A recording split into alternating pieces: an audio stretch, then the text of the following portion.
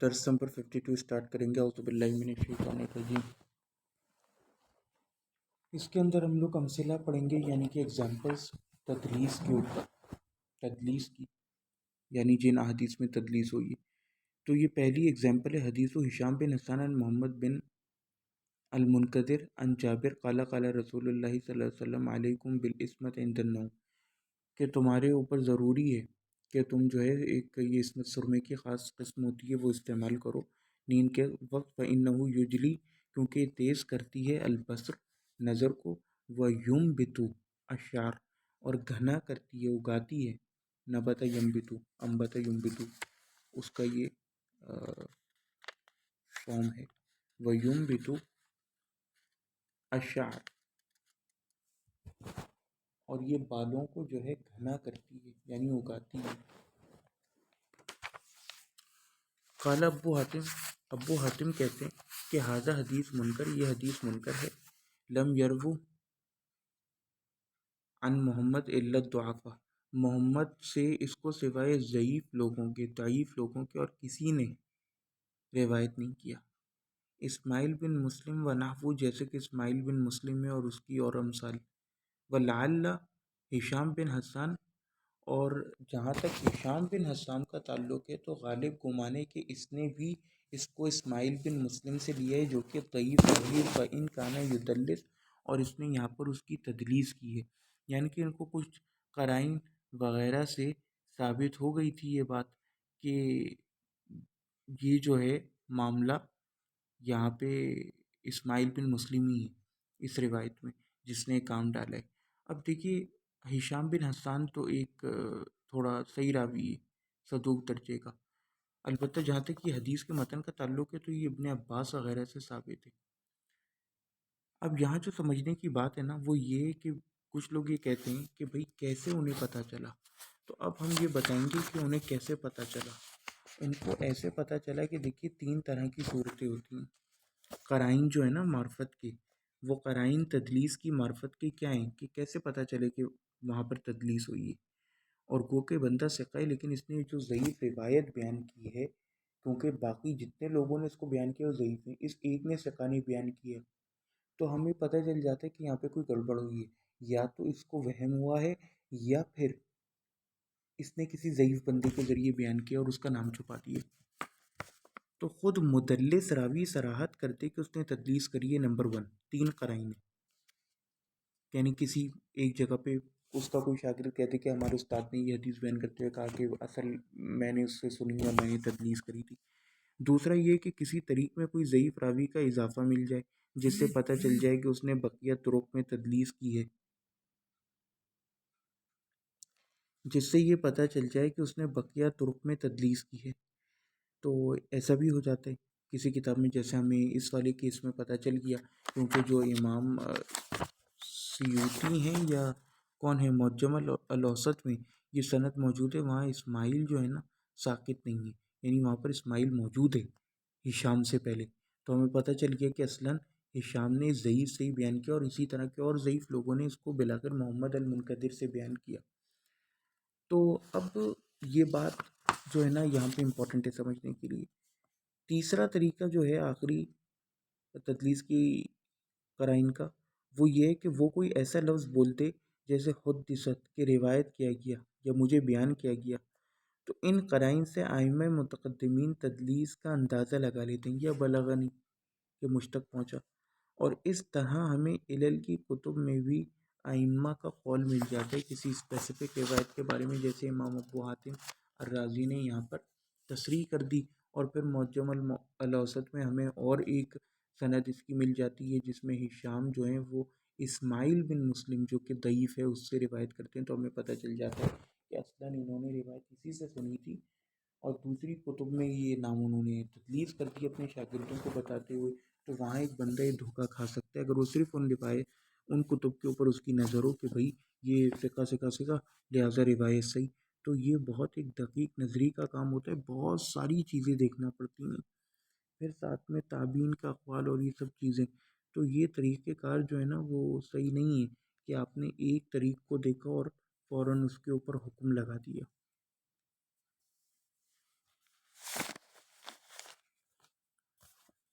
پھر دوسری اگزامپل ہے خالد بن عمر القرشی کی عن سفیان عن ابی حازم عن سہل بن سعد عن نبی صلی اللہ علیہ وسلم وعظ رجلا فقال کہ نبی کریم صلی اللہ علیہ وسلم نے ایک بندے کو نصیحت کرتے ہوئے وعظ کرتے ہوئے فرمایا کہ ازہد فی الدنیا یحبک اللہ، کہ تو دنیا میں زہد اختیار کر تو اللہ تجھ سے محبت کرے گا. وزہد فیما ایدی الناس یحبک الناس، اور تو اس چیز سے جو دنیا میں ہے، جو لوگوں کے ہاتھوں میں ہے، اس سے زہد اختیار کر تو لوگ تجھ سے پیار کریں گے، کیونکہ جب تو ان کی چیز مانگے گا ہی نہیں، ان پر نظر ہی نہیں رکھے گا، تو وہ لوگ تم سے محبت کریں گے. نفرت یہیں سے پیدا ہوتی ہے. اب یہ جو ہے نا، اس کے اندر جو راوی ہے یہ متروک الحدیث ہے. ٹھیک ہے.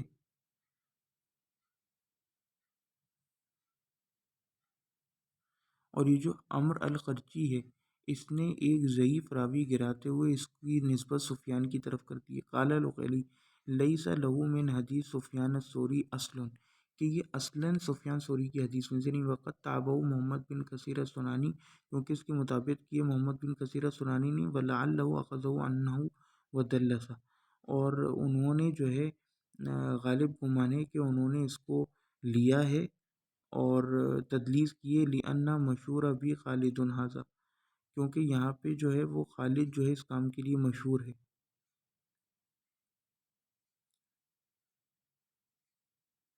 یعنی کہ محمد بن کثیر سنانی جو ہے نا، اس نے بھی روایت کی ہے اور اس نے بھی خالد سے روایت کی ہے، لیکن اس نے کیا کرا ہے کہ اس نے خالد کی تدلیس کر دی ہے. تو اب ہمیں پتہ چلا کہ اس نے خالد کی تدلیس کیوں کری، کیونکہ خالد جو ہے وہ متروک الحدیث راوی ہے، اور اس نے جو ہے یہ چپکائی سفیان کے نام پر حدیث. یہ امپورٹنٹ پوائنٹ ہے سمجھنے کا. خالد بن عمر القرچی نے حدیث تھوپی سفیان کے اوپر، اور چونکہ محمد بن کثیر سنانی کو معلوم تھا کہ یہ تو 2 نمبر بندہ ہے، پکڑا جائے گا، پھڑ لیا جائے گا، تو اس نے تدلیس کرتے ہوئے ڈائریکٹ سفیان کا نام لے کے بیان کر دی. کہ یعنی کہ سند کس طرح ہوگی کہ محمد بن کثیر سنانی ان سفیان، تو یہاں پہ پکڑے گئے. اب کیسے پتہ چلے؟ یہ تو سارے راوی سے کہا، تو وہ اس نے خالد کی تدلیس کر دی. لیکن ہمیں دوسرے روات میں پھر طرق میں یہ بات پتہ لگ جاتی ہے کہ بھئی وہ خالد بن عمر القرچی ہے اصل میں، جس نے اس کو نسبہ الی سفیان کی ہے. دوسری بات یہ کہ ابن عدی جو ہے نا، وہ بھی محمد بن کثیر انصوری والی سند کو غلط کہتے ہیں، کیونکہ ابن کثیر جو ہے محمد بن کثیر السنانی یہ تو ثقہ ہے، لیکن یہ روایت جو ہے نا یہ ثابت نہیں ہے سفیان سے. الکامل میں ابن عدی کہتے ہیں. تو یہ سب باتیں جو ہے نا سمجھنے کی ہیں. وہ حدیث ابن جریج، اور ابن جریج کی حدیث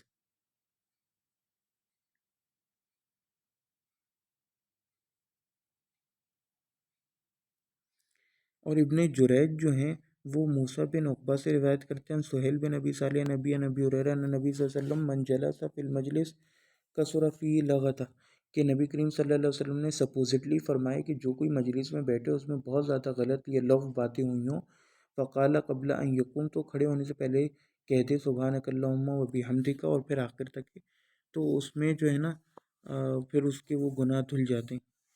تو امام دارقطنی کہتے ہیں رحمہ اللہ ولا نعلم رواہ عن موسیٰ غیرہ، کہ ہم اس کو نہیں جانتے کہ موسیٰ کے علاوہ کسی اور نے اس کو روایت کیا ہو. وقال فہم وہیب بن خالد رواہ عن سہیل، اور وہیب بن خالد نے اس کی مخالفت کی ہے موسیٰ بن عقبہ کی جب اس نے سہیل سے اس کو روایت کیا.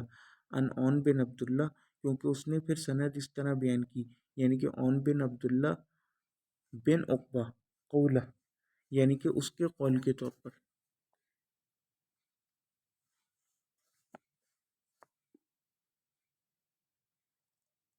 وہ صحیح قول وہیب، اور صحیح یہی ہے کہ وہ جو ہے نا وہیب کا قول ہے.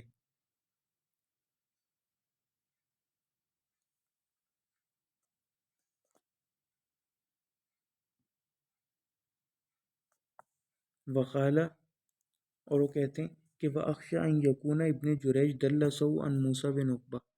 اور وہ کہتے ہیں کہ بھائی یہ جو ہے نا اصلاً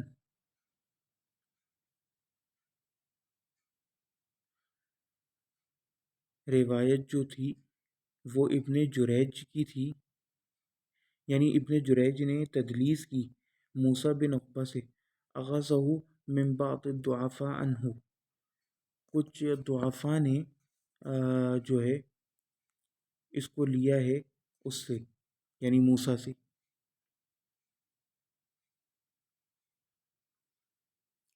تو امام دارقطنی کی جب آپ یہ علل جا کے پڑھیں گے نا، اس میں 1513 نمبر کھولیں گے تو آپ کو پتہ چل جائے گا کہ اس کی کتنی ساری سندیں آئی ہیں، اور ان میں یہی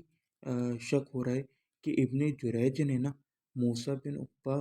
سے تدلیس کی ہے، یعنی موسیٰ بن عقبہ نے کئی نام ذکر کیے تھے ضعیف لوگوں کے، لیکن اس نے ان کو چھپا دیا اور ڈائریکٹ پھر آگے بیان کر دیا صالح وغیرہ سہیل کا نام لے کے۔ یہ دیکھیے یہ علل دارقطنی کی ہے، اس کا 1513 نمبر، اس کے اندر آپ دیکھیے سب سے اوپر پہلے حجاج ابن جریج بیان کرتے ہیں، حجاج ابن جریج بیان کرتے ہیں موسیٰ بن عقبہ، سہیل بن ابی صالح، پھر بیچ میں عبداللہ بن دینار کا نام لے آتے ہیں ابو صالح سے پہلے، تو یہ تو کہتے ہیں بہت شدید وہم ہے۔ اور پھر جو ہے ایک دوسری روایت میں حجاج جب نقل کرتے ہیں اپنے جریج سے تو وہ کہتے ہیں سہیل عن ابی ہریرہ، ایک یہ جو ہم نے اس سے پہلے سند پڑھی۔ واقعی جب ابن جریج سے نقل کرتے ہیں تو کہتے ہیں موسیٰ بن عقبہ کے بعد عاصم بن عمر بن حفص کا، اور سلیمان بن بلال ان سہیل نبی۔ تو اب یہ سب جو ہے نا یہ بیچ میں نام اس نے چھپائیں اور ڈائریکٹ سہیل کی طرف تدلیس کر دیے، تو یہ چیز جو ہے نا پھر پوری آخر میں جا کے امام احمد نے بھی کہا کہ بھائی اس میں جو ہے نا ابن جریج نے موسیٰ بن عقبہ سے کیا ہے وفی وہم، اور اس میں وہم ہے، وہ صحیح قول وہب، اور وہب کا قول صحیح ہے، یعنی جو سند اس نے بیان کی ہے، یعنی وہب بن خالد روان سہیل عن بن عبداللہ بن عقبہ قول، اس کے قول کے طور پر۔ تو پھر یہ کہتے ہیں کہ وَأَخْشَىٰ أَن يَكُونَ ابن جریج دَلَّسَهُ عن موسیٰ بن عقبہ أَخَذَهُ مِن بَعْضِ الضُّعَفَاء، کیونکہ اس نے اس کو بعض ضعیف لوگوں سے کیا تھا، والقول کما قال احمد رحمہ اللہ۔ تو اب یہ بتا رہے ہیں کہ اشہر الرواۃ الذین کانوا یدلسون، کہ وہ مشہور راوی جو کہ تدلیس کرتے تھے، عبد الملک بن عبدالعزیز بن جریج جو ہم نے پہلے پڑھا، جس کا اس میں قتادہ بن دعامہ السدوسی، محمد بن اسحاق بن یسار، الولید بن مسلم الدمشقی، اور سلیمان بن مہران العامش، یہ حبیب ابن ابی ثابت الکوفی، وہی راوی جو دو بین سجدتین جو دعا ہے نا، ربنا اللہم اغفر لی ذنبی اللہم اغفر لی ورحمنی وہدنی، وہ اس والی روایت میں آئے، اور اس کی تدلیس کی وجہ سے حافظ زبیر علیزی وغیرہ اور سب لوگ اس کو اس روایت کو ضعیف کہتے ہیں۔ بقیہ بن ولید ہے، یہ تدلیس تصفیہ کرتا تھا، یہ بھی مشہور راوی ہے۔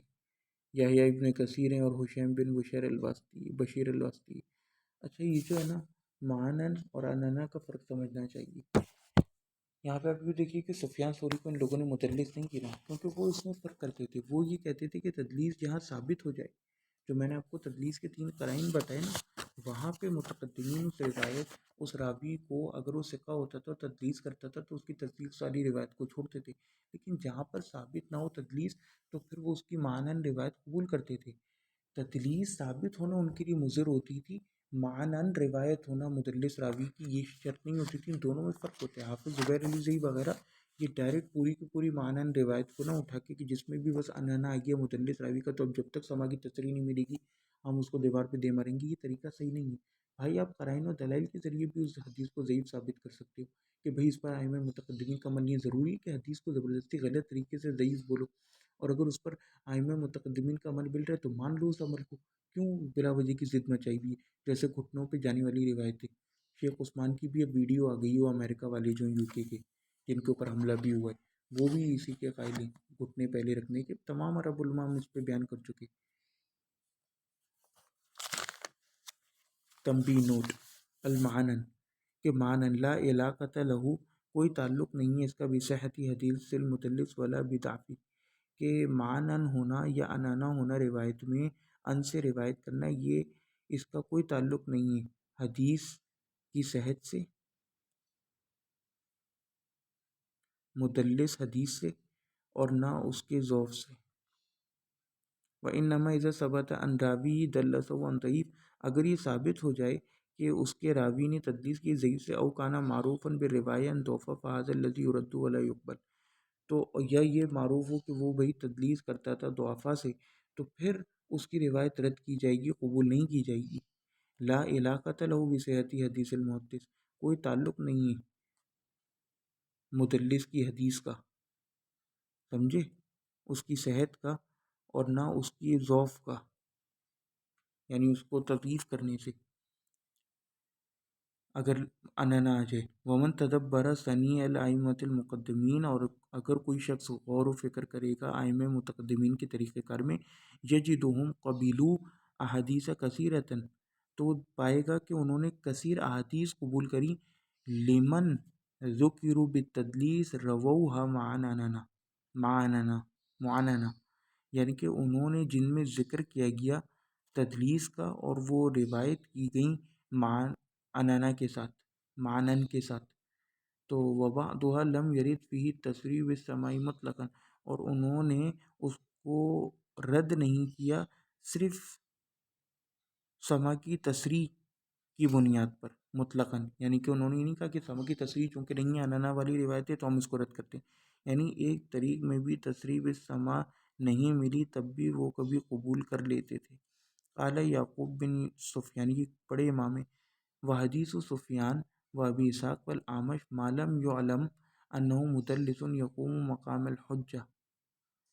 کہ جب تک یہ سفیان ثوری، ابو اسحاق، اعمش، ان تین کا جب تک اس بات کا علم نہ ہو جائے کہ تدلیس ثابت نہ ہو جائے کہ اس فلاں روایت کے اندر انہوں نے تدلیس کی ہے، تو ان کی روایت حجت ہے۔ پھر انہی پوائنٹس کی طرف جائیے جو ہم نے اس کے اندر ذکر کیے کہ کب روایت جو ہے اس کے اندر تدلیس ہوتی ہے، اور ہم وہ نا اس کے اندر میں تصویر بھی لگا دوں گا آخر میں، وہ 3 قرائن جو میں نے لکھی ہیں۔ محمد بن احمد بن یعقوب کہتے ہیں کہ حدثنا جدی قال سألت یحییٰ ابن معین عن التدلیس، کہ وہ کہتے ہیں کہ میں نے اپنے دادا سے میرے دادا نے مجھے بتایا کہ میں نے جو ہے پوچھا تھا یحییٰ بن معین سے تدلیس کے حوالے سے، فکرہہ وآبہ، تو انہوں نے اس پر عیب لگائے اور اس سے کراہت کا اظہار کیا۔ قلت له، اور میں نے ان سے کہا افیکون المدلس حجۃ فیما رواہ حتی یقول حدثنا و اخبرنا، کہ کیا مدلس جو ہے وہ حجت ہوتا ہے جب تک کہ وہ حدثنا یا اخبرنا کہہ دے، جس میں